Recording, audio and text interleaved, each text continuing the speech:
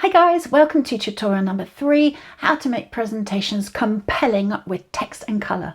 You'll be learning how to create a consistent and professional brand look, how to use colour to enhance your story, how to make your key points clear, and how to actually entice your readers to take a particular course of action. Let's get started.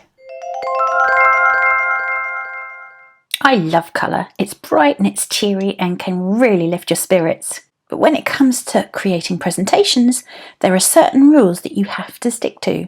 Unfortunately, you can't use every colour of the rainbow. Well, you could, but it's not really going to get you the results you're looking for. In order to create professional looking presentations, you need to use your brand colours throughout. So what are your brand colours? Would you know how to replicate them exactly? It's no good guessing really what your colour is because you'll end up with different shades of whatever brand colours you have, say a red or blue. So the best way to identify your brand colours is to use a little app called SIP, which I use just about every day.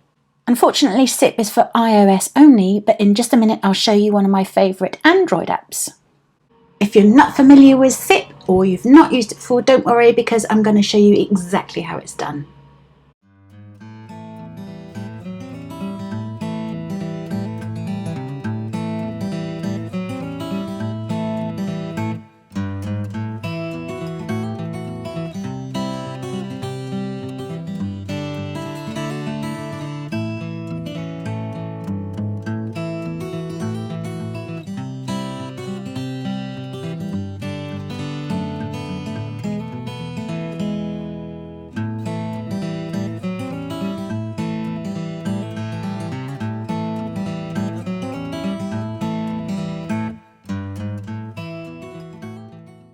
So the Android mobile app, which does more or less exactly the same thing as SIP, is called Colour Grab. I'll give you the link in the box underneath.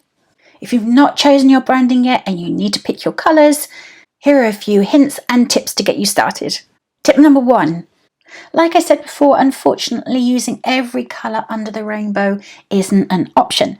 So you need to focus on 1 or 2 main colours and maybe 3 at the very most.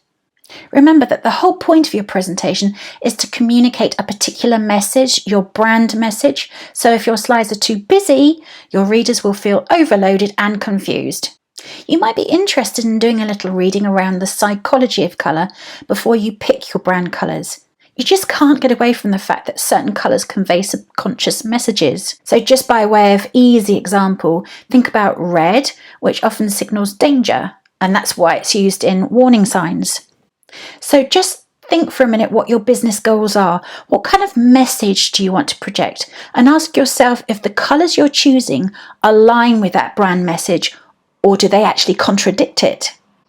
There are certain colours that go together because they're situated opposite each other on the colour wheel. So obviously I wasn't thinking about the colour wheel when I picked my brand colours because they're not opposite at all. But I really like pink and orange. It's a lovely clash. If you want to find out more about this topic, I'll give you a link to an article in the box below. Don't be afraid to use a monochrome palette.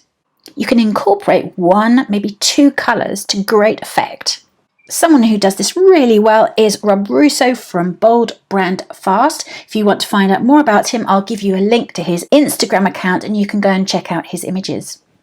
Remember, less is always more when it comes to SlideShare presentations. So how do you use colour and where do you use it in presentations to keep your audience really engaged?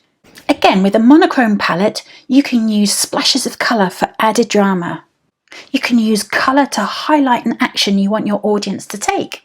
You can add coloured shapes, as I've done here, to use as text holders. You can use colour to emphasise a point. You can add a coloured filter over a photograph.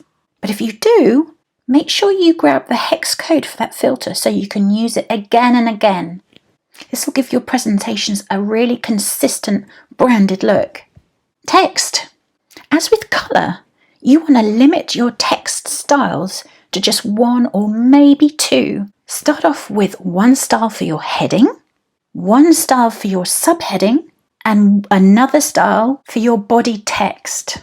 You can really go to town and use a display text for your heading, But if you do, make sure that the key points or your subheadings are written in a clear and legible text. If you don't and the text is really difficult to read, you're just going to lose your audience really quickly. Don't be afraid to go big. Usually there are certain styles of typeface or text which seem to go really well together, and some which just don't. If you want to explore this a little bit more, I'd recommend you take a look at the Ultimate Guide to Font Pairing by Canva. I'll drop the link in the box underneath. And just as you do with colour, you need to align your text with your business or brand message. So for instance, this beautiful script font is perfect for children's birthday cards or invitations, but it just wouldn't work for B2B marketing. This pepper and lemon font is fantastic, and I'd see this working really well on a menu, for example. So if you have the budget, you can purchase your own fonts from design websites like the Hungry JPEG. There's a great selection to choose from, which will only set you back around $10. The benefit of buying your own text is that it will be unique to you. It won't be seen as much as Arial or other regular fonts, for example. And you can make this particular font that you buy part of your brand look. But be careful, before you purchase any font, please be sure to check the license. You need to make sure you have the complete license to use the font for commercial purposes. If you don't check, you might be in breach of copyright, and that could cost you an awful lot of money. So I've mentioned this throughout the presentation. I've mentioned consistency. Once you've explored and chosen a colour palette and the text you're going to use, you need to stick with it. Consistency really is key. So pick your style and stick to it. Why is consistency key?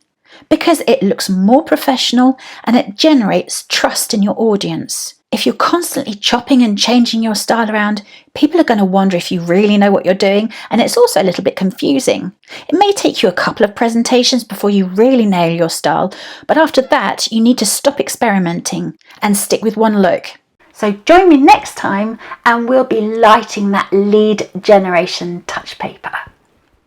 I'll show you exactly how to go about capturing those easy leads on SlideShare, both organically or with the paid option. I'll see you next time. Have a great week.